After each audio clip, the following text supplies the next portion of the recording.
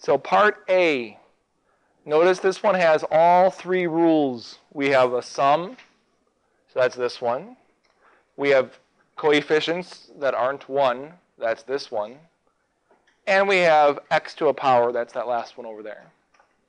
So if you want, you're more than welcome to break this up into 3 parts using the sum and difference rule. You don't have to. Just understand that this says just take the integral of each part and add them back together. Okay? What would you rather do? Break up or keep it together? I don't care. Break it up it is. So we're going to do the integral. I'm just going to copy it down here. 4x cubed plus 7x plus 9 with respect to x.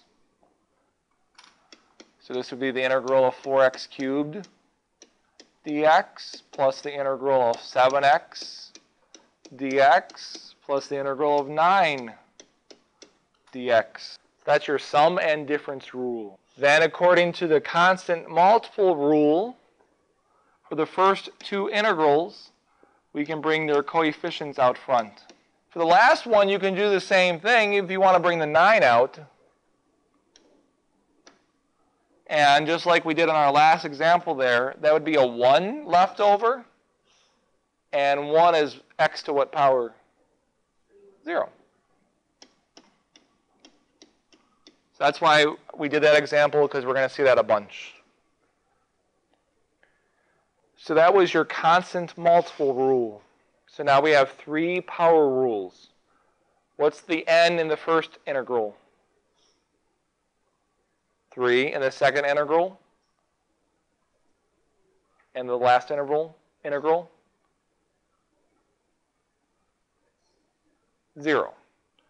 So we're going to use that rule way over there 3 times, where n is 3, 1, and 0 respectively. The coefficients stay out in front. So the first one would be 4 times the quantity, 1 over 3 plus 1, x to the 3 plus 1, technically plus c. What's the next one? Plus 7 times the quantity, 1 over 1 plus 1, x to the 1 plus 1 plus a constant, plus 9 times 1 over 0 plus 1. Is that okay? X to the 0 plus 1 plus c. So again, this is writing out every single step. You're welcome to skip some steps once you get comfortable with this, which you guys will. What is 1 over 3 plus 1? 1/4. Oh, now it's in 3D. Christmas 3D. That's awesome. So this is 1/4 x to the 4th. If we were to distribute this 4 through, what's 4 times 1/4 x to the 4th? X to the 4th. Plus 4 times an arbitrary constant is? Well, 4c, but it's sort of like absorbs it, because 4 times a constant is just another constant. So we can just call it c for all intents and purposes. So plus an arbitrary constant. How about the next one? What's that coefficient in front of x? 1 over 2. X to the second. So distributing that 7 through, what's 7 times 1/2 x squared? 7/2 x squared. And 7 times an arbitrary constant? An even more arbitrary constant. What's that last coefficient here? This would be 1 over 1, which is just 1. This is just x here, right? Like what we did earlier. So distributing that 9 through, what do we get? 9x plus another arbitrary constant. Well, if you have a constant plus a constant plus a constant, it makes a constant. So those all go together as just one constant. So moral of the story, you are welcome at the very end just to tack on a plus c, or tack on a plus c as you go. You don't have to write it for each part. It's perfectly fine. Part B, how can we rewrite it as x to a power? Square root of x is really x to the 1/2. Okay, I am not going to break it up into parts. We'll just do it as one fell swoop.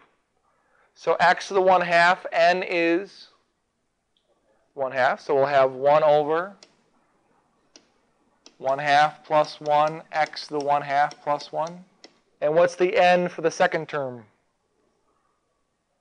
1.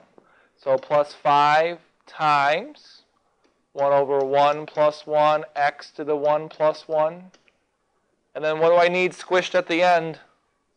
Plus c. Oh no. Oh, there it is. I was worried. 1/2 plus 1 is 3/2. So this says the reciprocal of 3/2 is 2/3. So 2/3 x to the 3/2 plus, what's the coefficient of x squared going to be? So what's 5? 5/2. Good. And then plus c, the arbitrary constant. For part C, I want you to think of a way to rewrite it so that it's x to a power. I'll give you a hint. Destiny's Child. Go. What do they eventually do? Break up. There you go. See, that hint works just fine. Part C, the way you break it up is, since you're dividing by one term, and this only works when you divide by one term, you write each term in the numerator over that denominator. What is x to the 4th over x cubed? X. And what is 5x over x cubed? Let's write it as x to a power. Right. Finish this one up. What's your final answer? We got an answer of, close. Yep, 1/2 x squared minus 5x to the negative 1st plus c. So 1 over negative 2 plus 1 makes negative 1 times positive 5 makes negative 5. Part D. Notice part D is a composition of functions. You have 2x plus 1 inside of an x squared. In this section, we do not know a way to undo a composition of functions. Remember, that was the chain rule in differentiation land.